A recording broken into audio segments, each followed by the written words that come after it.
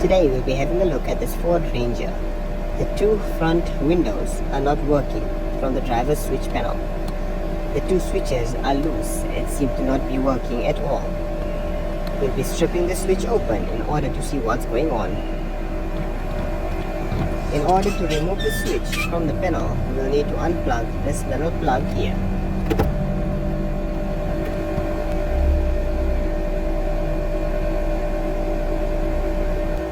Next, we'll need to remove these 3 screws in order to remove the switch from the cover.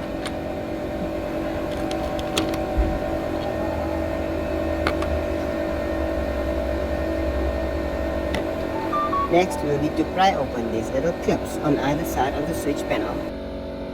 Simply slide a flat screwdriver into them. Once opened up, the motherboard will be loose.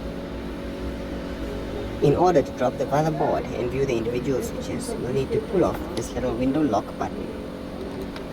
Once done, the motherboard will drop right out of the cover. Before we do anything, we'll test the switch panel in the vehicle to see if the buttons are working. Just as I expected, the windows are working perfectly fine with the switch panel. This means that the issue is on the button itself. You can see with the cover on, the passenger side window works fine.